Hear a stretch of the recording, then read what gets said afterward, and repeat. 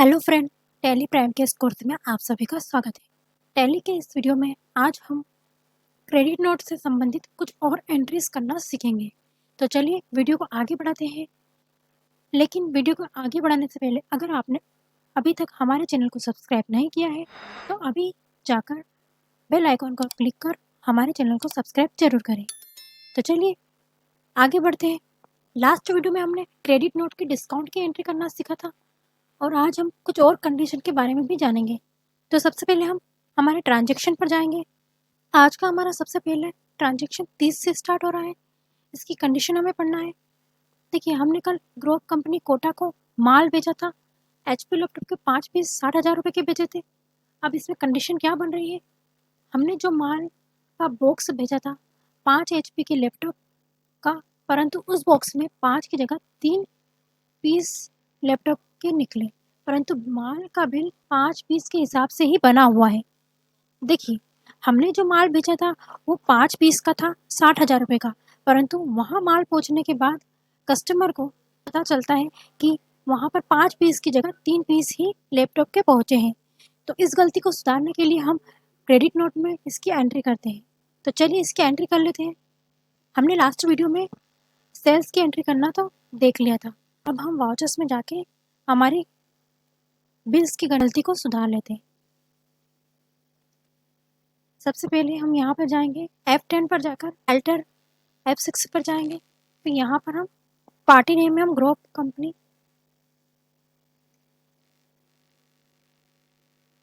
यहाँ original invoice में जिस भी इनवॉइस में हमने 5 पीस का बिल जोड़कर दिया था उस इनवॉइस का नंबर यहाँ पर आएंगे और यहाँ पर इनवॉइस की डेट आ जाएगी। लेजर अकाउंट में यहाँ पर सेल्स लेजर आएगा क्योंकि हम सेल्स के अकाउंट कर रहे हैं। नेम ऑफ आइटम में हमने HP, देखिए हमने 5 पीस HP लैपटॉप की वहाँ पर जोड़कर बिल बनाया था, परंतु वहाँ पर 3 पीस HP लैपटॉप के ही पहुँचे हैं। तो हमें यहाँ पर 2 पीस और ऐड करना है, तो हम क्वांटिटी में 2 डालेंगे।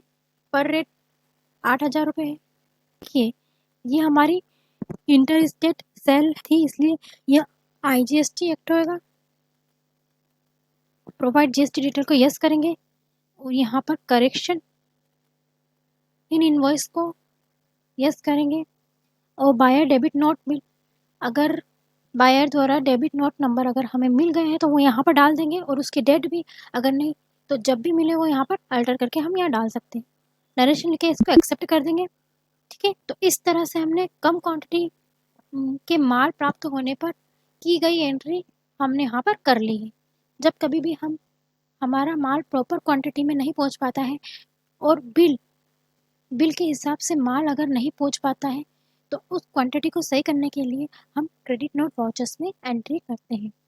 देखो, सप्लायर द्वारा क्रेडिट नोट वाउचर्स में एंट्री की जाती है और कस्टमर द्वारा डेबिट नोट वाउचर्स में एंट्री की जाती है। ठीक है, तो चलिए अब नेक्स्ट, अब स्किप करके बाहर आते हैं और फिर हम यहाँ पर स्टॉक समरी को देख लेते हैं।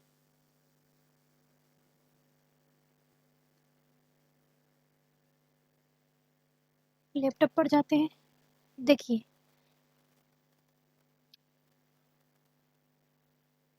यहाँ पर मैंने 5 पीस HP लैपटॉप के बिल बना दिए थे, परंतु 3 ही पीस वहाँ पर पहुँचे थे। फिर हमने क्रेडिट नोट में करेक्शन करके 2 पीस यहाँ पर ऐड कर दिए, तो यहाँ माइनस करके यहाँ 2 पीस आ गए हैं और टोटल 16,000 रुपये यहाँ पर हमें यहाँ पर बता दिए गए हैं।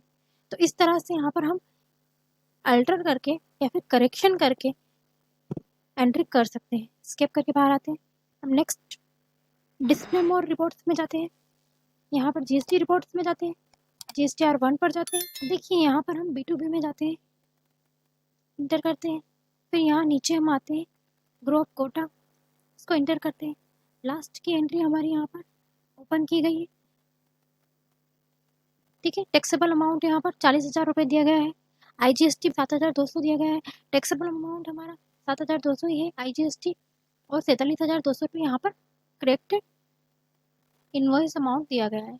तो अगर आपको इसकी प्रॉपर डिटेल और चाहिए तो आप इंटर करके इसकी डिटेल को और देख सकते हो।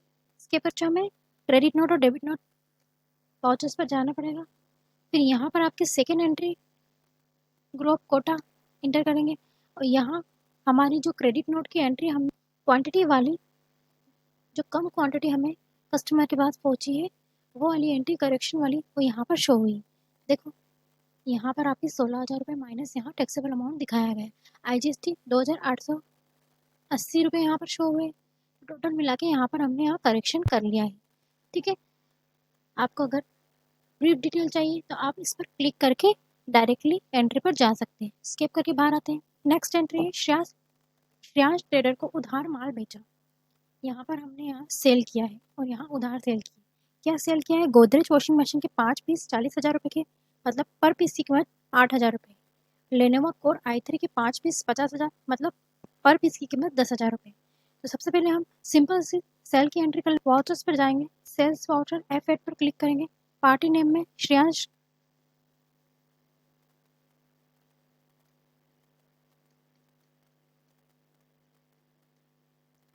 सेल्स लेजर में सेल्स आ जाएगा। गोदरेज वॉशिंग मशीन 10,000 रुपये की। नेक्स्ट है लेनोवो कोर 5 पीस 50,000 की। ये इंट्रा स्टेट सेल है तो यहाँ पर CGST और SGST कैलकुलेट होंगे। नरेशन लिख के इसको एक्सेप्ट कर देते हैं। देखिए हमने अभी सेल्स की एंट्री तो कर ली है, अब हम इसकी कंडीशंस को पढ़ लेते हैं। हमने कस्टमर से कहा कि यदि वह ड्यू डेट से पहले, मतलब बिल की आखिरी तारीख या बिल की तारीख तक वह पेमेंट कर देता है तो उसे 1,000 रुपये का डिस्काउंट दिया जाएगा। देखो कंडीशन कुछ इस तरह से है कि बिल की लास्ट तारीख तक या उससे पहले या बिल की तारीख तक अगर पेमेंट कर देते हैं तो हम आपको 1,000 रुपये का डिस्काउंट देंगे। सबसे पहले हम क्रेडिट नोट वाउचर्स को ओपन करते हैं, इंटर करते हैं। देखिए हम डिस्काउंट दे रहे हैं तो हमें यहाँ पे नेम ऑफ आइटम्स की आवश्यकता नहीं है।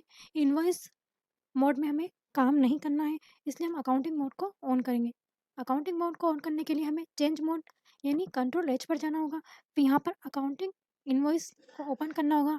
पार्टी अकाउंटिंग नेम में हमें यहाँ श्रेयांश ट्रेडर को लिखना होगा। यहाँ ओरिजिनल इनवॉइस नंबर में जो इनवॉइस नंबर पे हमने डिस्काउंट दिया है वो नंबर आएंगे और यहाँ पर उसकी डेट। पर्टिकुलर में यहाँ पर हमें एक न्यू लेजर बनाना होगा जिसका नाम है कैश डिस्काउंट सेल। वहाँ सेल्स के अंतर्गत आएगा क्योंकि यहाँ सेल्स पे हम डिस्काउंट दे रहे हैं। ठीक है, हम कितने का डिस्काउंट दे रहे हैं? हम यहाँ पर 1,000 रुपये का डिस्काउंट दे रहे हैं। अब देखिए यहाँ पर आपको GST rate and related detail आपको यहाँ पर दी गई है। अगर ऐसी डिटेल नहीं दी गई है तो आप करने से पहले आप F12 पर जाकर इंटर करते हुए नीचे आइए और फिर यहाँ पर आपको GST डिटेल में modify GST and HSN SAC related detail को यस करना है और फिर यहाँ पर एक्सेप्ट कर लेना है। ठीक है, एक्सेप्ट करने के बाद हम इंटर करेंगे। फिर हमें यह विंडो ओपन हो जाएगी। GST rate and related detail इसके अंदर हमें फिल करना है। GST रेट डिटेल्स में हमें यहाँ पे स्पेसिफाई डिटेल्स हर करना है। फिर टैक्सेबिलिटी में हमें टैक्सेबल करना है। देखिए हमें यहाँ पर यह फिलिंग या कैलकुलेशन इस अब नेचर ऑफ ट्रांजेक्शन में हमें यहाँ पर चूज़ करना है। देखिए यहाँ हमारी ट्रांजेक्शन इंट्रा स्टेट ट्रांजेक्शन है। अगर हम इंट्रा स्टेट ट्रांजेक्शन करते हैं तो वहाँ पर लोकल सेल टैक्सेबल आता है। अगर हम इंटर स्टेट सेल करते हैं तो इंटर स्टेट सेल टैक्सेबल आता है। फिलहाल हम इंट्रा स्टेट कर रहे हैं इसलिए ओनली यहाँ पर लोकल सेल टैक्सेबल यानी सेल टैक्सेबल्स आएगा। ठीक है, अब यहाँ हमें टैक्स एवरेज टैक्स रेट निकालना होगा। लास्ट वीडियो में हमने डेबिट नोट वाले में देखा था किस तरह से एवरेज GST रेट को निकाला जाता है। उसका एक फॉर्मूलास होता है, वो फॉर्मूला के आधार पर हम GST रेट को निकालते हैं। फॉर्मूला कुछ ऐसा है GST upon goods rate into 100। ठीक है, अब ये किस तरह से निकलेगा यह भी हम देख लेते हैं। देखिए जीएसटी रेट हमारी टोटल कितनी थी वहाँ पर? जीएसटी रेट हमारी टोटल 18,000 थी। अपन 1,00,000 रुपए हमारी गुड्स रेट टोटल थी इंटू 100 बराबर में हमारे यहाँ पर 18% आ जाएगा। तो हमें यहाँ पर जीएसटी रेट में 18 लिखना होगा। फिर हम इंटर करेंगे और ये दोनों सीजीएसटी और एसजीएसटी में बट जाएंगे। ठीक है, देखिए अगर हम सेम ही रेट मतलब एक ही जीएसटी रेट पर व्यापार करते हैं, माल को बेचते हैं, मतलब हमारी एक ही रेट होती है कि 18% पर हम कार्य कर रहे हैं, हम व्यापार कर रहे हैं, तो हमें ये कैलकुलेशन करने की आवश्यकता नहीं होती। परंतु हम अलग अलग आइटम प्रोडक्ट पर अलग अलग जीएसटी रेट वाली सामान वाले आइटम्स का सेल परचेसिंग करते हैं, वाले सामानों का हम सेल परचेसिंग करते हैं, इसलिए यहाँ पर ये एवरेज कैलकुलेशन करना आवश्यक है। इंटर करके हम यहाँ पर एक्सेप्ट कर लेते हैं। नेक्स्ट हमें यहाँ पे सीजीएसटी और एसजीएसटी को भी कैलकुलेट करना होगा। तो यहाँ सीजीएसटी एसजीएसटी इंटर होके आएगा। फिर यहाँ प्रोवाइड जीएसटी डिटेल को यस करेंगे। Reason for issuing net additional detail यहाँ डालनी होगी। रीज़न हमें लिखना होगा। रीज़न हमें यहाँ पोस्ट सेल डिस्काउंट मतलब जो भी सेल्स दिया था हमने उस पर डिस्काउंट दे रहे हैं, या बायर अगर डेबिट नोट हमें देता है रिटर्न तो उसका नंबर डालना है और उसकी डेट डालनी है यहाँ पर। फिलहाल हमें नहीं दिया है इसलिए हम यहाँ पर नहीं डाल रहे। यहाँ नरेशन लिखकर हम एक्सेप्ट कर देते हैं। डिस्प्ले मोर रिपोर्ट्स में जाके और जीएसटीआर रिपोर्ट्स में जाकर जीएसटीआर 1 में जाएंगे, इंटर करेंगे हम। क्रेडिट नोट डेबिट नोट में जाएंगे। देखिए हमने अभी श्रेयांश वाली एंट्री करी है और यहाँ हम देख सकते हैं कि 8,000 रुपये का टैक्सेबल अमाउंट था हमारा और 720 यहाँ टोटल माइनस करके आ चुके हैं, जो कि एंट्री हमने लास्ट में करी थी। चलिए स्किप करके बाहर आ जाते हैं। नेक्स्ट एंट्री देख लेते हैं। रिद्धि ट्रेडर्स इंदौर को माल बेचा, यहाँ पर भी सेल की जा रही है। ये हमारी इंटरेस्टेड सेल है। क्या बेचा गया है? सोनी ब्रावियर के 3 पीस 51,000 के। ठीक है, अभी हमारी सेल है तो सेल की एक नॉर्मल एंट्री हम कर लेते हैं। F8 को क्लिक करेंगे। पार्टी नेम में रिद्धि ट्रेडर्स आ जाएगा। सेल्स अकाउंट में सेल्स अकाउंट आ जाएगा। सेल्स किया है हमने यहाँ पर सोनी ब्राविया 3 पीस। ये हमारी इंटरेस्टेड सेल है इसलिए सीजीएसटी और एसजीएसटी एक्ट होगा यहाँ पर। ये हमारी इंटरेस्टेड सेल है इसलिए सीजीएसटी और एसजीएसटी यहाँ पर कैलकुलेट होगा। नरेशन लिख कर एक्सेप्ट कर देते हैं। चलिए आगे देखते हैं। देखिए जो हमने माल बेचा है उसकी कुछ कंडीशन देख लेते हैं। हमने कस्टमर से कहा था कि यदि वह 10 दिन के अंदर इस बिल का पेमेंट कर देते हैं तो हम आपको 3% का कैश डिस्काउंट देंगे। देखिए हमने एक बात पहले भी देखी हुई है कि माल बेचने से पहले यदि हमने उसको डिस्काउंट की बात कोई बात नहीं कही है, मतलब हमारा कोई ऐसा एग्रीमेंट नहीं हुआ है कि हम डिस्काउंट देंगे या नहीं, और उसके बाद में हम उसे किसी कारणवश डिस्काउंट देते हैं तो उस पर हमें जीएसटी कैलकुलेट नहीं होगा। मतलब हमने व्यापार करने से पहले अगर ऐसा कोई एग्रीमेंट कोई कॉन्ट्रैक्ट अगर नहीं किया है कस्टमर से कि हम इस इतने प्रोडक्ट पर इतना होने पर या फिर इतना माल बेचने पर आपको डिस्काउंट देंगे, इस तरह की कोई बात नहीं हुई हो, और कारणवश माल बेचने के बाद अगर बाद में हम उसे डिस्काउंट देते हैं तो उस पर हम जीएसटी कैलकुलेट करके नहीं देते हैं। ठीक है, तो चलिए इसकी एंट्री कर लेते हैं। अब हमें क्रेडिट नोट वाउचर्स को ऑन करना होगा। इसके लिए हम F10 पर जाते हैं और यहाँ पर अल्टर F6 को ओपन करते हैं। देखिए हम यहाँ पर कैश डिस्काउंट दे रहे हैं तो यहाँ पर हमें काउंटिंग इनवॉइस की आवश्यकता होगी। इसके लिए हम चेंज मोड पर जाते हैं। यहाँ पर अकाउंटिंग इनवॉइस को एंटर करते हैं। पार्टी नेम में पार्टी अकाउंट नेम में हम रिद्धि ट्रेडर्स लिख देते हैं। ओरिजिनल इनवॉइस नंबर में जिस बिल पर हम डिस्काउंट दे रहे हैं उस बिल का नंबर आएगा, उसकी डेट आ जाएगी। देखिए पर्टिकुलर में हमें एक नया लेजर बनाना होगा जिसका नाम है अलाउड डिस्काउंट। अलाउड डिस्काउंट मतलब हम डिस्काउंट अलाउ कर रहे हैं इसके लिए। तो अल्टर सी करके यहाँ पर